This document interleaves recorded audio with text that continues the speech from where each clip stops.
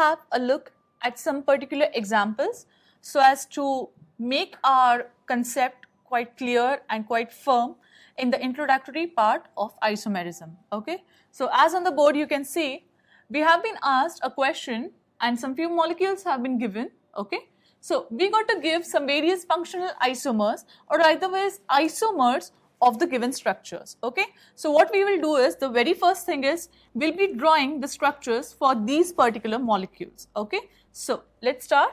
The very first molecule is butanol. So you know as to what is the formula for butanol. Okay, now since it is simply butanol, it of course indicates that the OH group will be placed on the very first carbon atom of the parent alkane chain for butane. So let's start with it. It would be CH3, CH2, CH2, CH2OH. Okay, so the molecular formula comes out to be C4H10O. Okay, so this is what is going to be the molecular formula. Now, according to this molecular formula, we can actually have some more structures for this particular formula. Okay, so let us have a look as to what more molecules we can draw with the help of this one. Okay, so for butanol, we can actually draw, this is one structure. The other one would be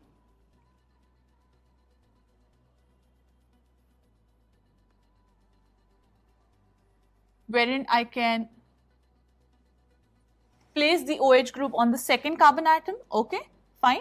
So this will be kind of what you could say is position isomerism, right? Okay, so this will be accounting for the same molecular formula. Let us count to confirm this. 3 plus 2, 5, plus 1, 6, 7 and 10. So it is C4H10O, that's right. Okay, the next one can be one more structure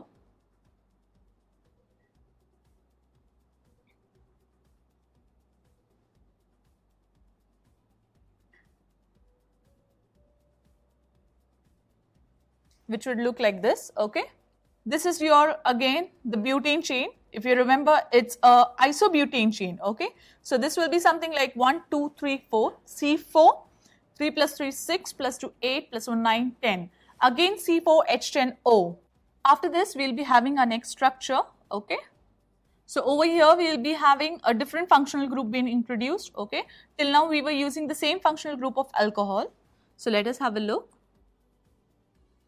We can have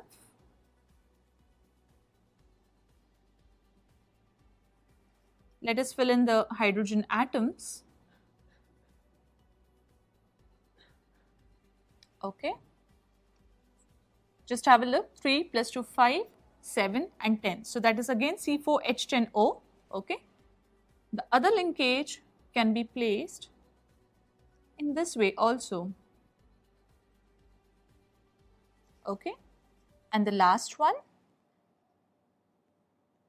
can be a bit of change in the chain itself. Okay, just count the number of hydrogen atoms over here. Here it is going to be 3 plus 2, 5, plus 2, 7, 10. Okay, 3 plus 3, 6, plus 1, 7 and 10. Okay, so all of these come out to be isomers of butanol itself. Okay, some of them are position, some of them are functional. Okay, some of them are chain itself. Fine. So let us have a look. Just see these ones, these two ones. Now supposedly the very first one and the second one are nothing but your position isomers. Okay, fine. After that, the next one again comes out to be a position isomer.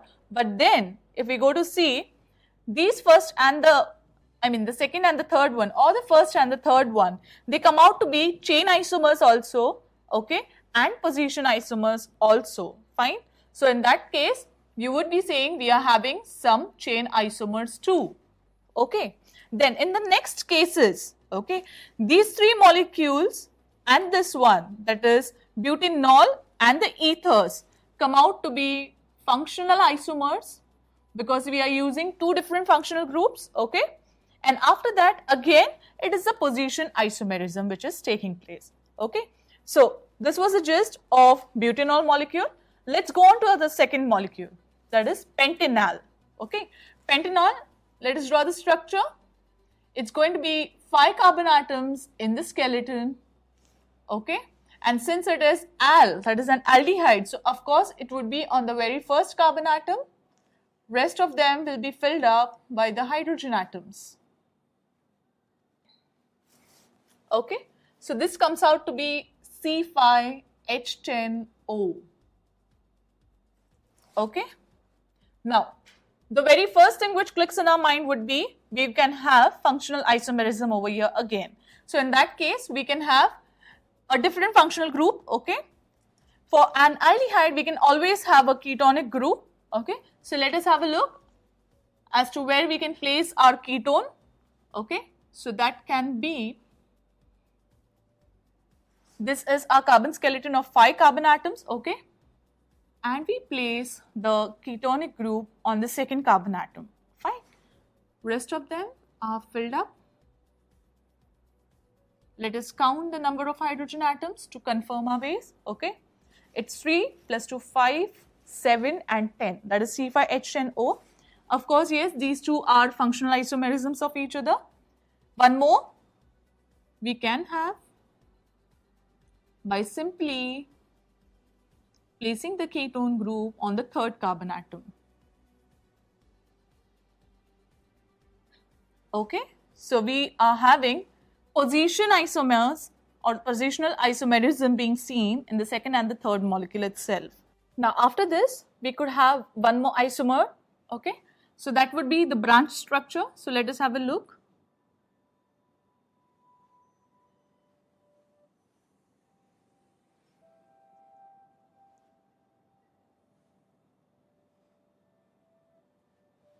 So let us have a count of these, that is 3 into 3, 9 plus 1, 10. Okay, so we would be having C5H10O again. Okay, so to sum up this particular problem, we can say that we are having functional isomers, okay, and plus position isomers and chain isomers also. Okay, so these two would be your chain isomers, and the rest of them compared with the first one is your functional isomers.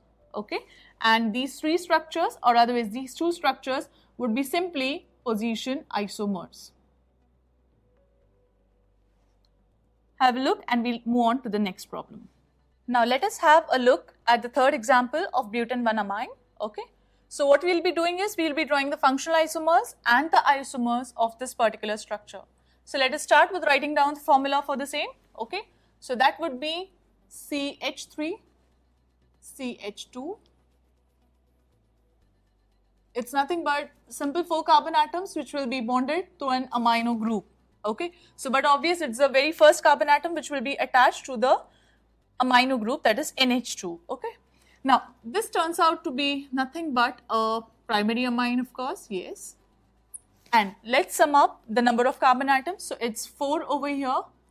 Okay, 3 plus 2, 5 plus 2, 7, 9 and 11.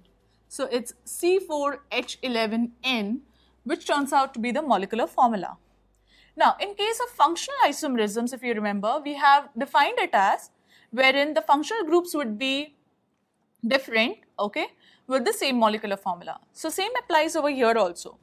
A different functional group also means that it can be either a primary one or a secondary one or a tertiary one. So, in this case also we can follow the simple flow.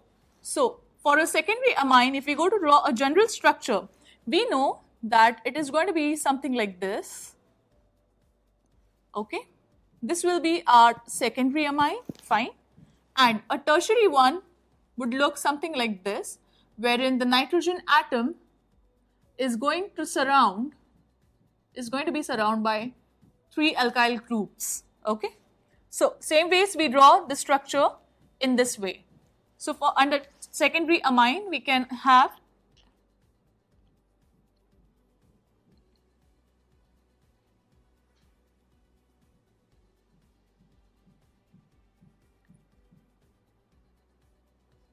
so over here we will be having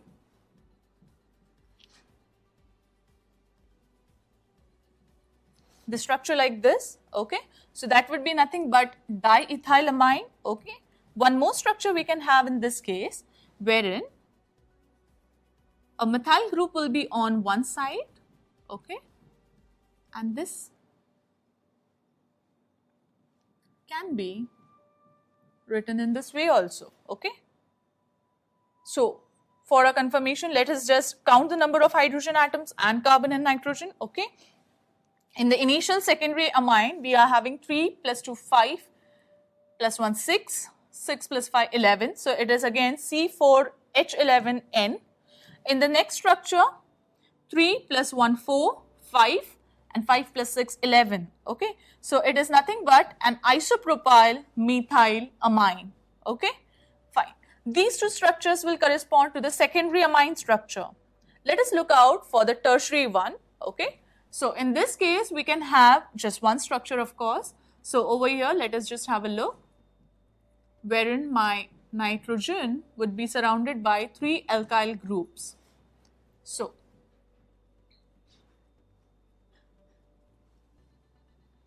in this case, I can have something like this. Now either ways, if I interchange any of these, of course, I'll be having 2 methyl groups and 1 ethyl group present, okay.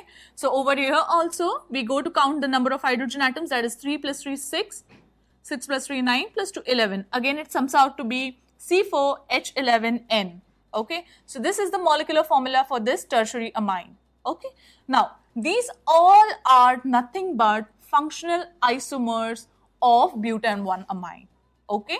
Now, moving on to only the isomer section, okay, not, of course, not the functional isomers. Excluding this part, we can have some isomeric structures or isomeric relations of butane 1 amine, okay.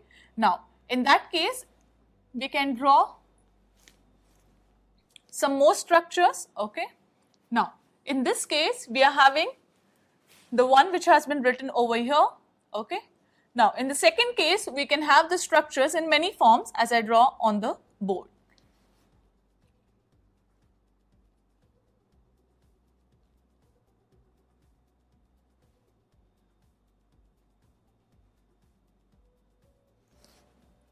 Let us count the number of hydrogen atoms, guys. 3 plus 2, 5, 6, 8 and 11, okay. So this is going to be nothing but a primary amine again, no doubt, because it is having an NH2 group. But this NH2 group is attached to another carbon atom in the chain, okay. So you can understand, or you can classify this one as the position isomer of butane 1 amine, okay. Now, in the next case, we can even have it the other way.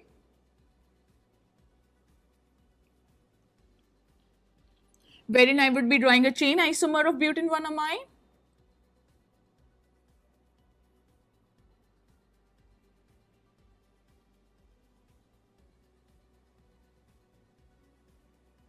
So this will be the structure, guys. That would be 1, 2, 3 and 4, okay. So this is summing out to be 3 plus 1, 4, plus 3, 7, 9 and 11 again, okay. Now, the other one we can also have as kind of this way.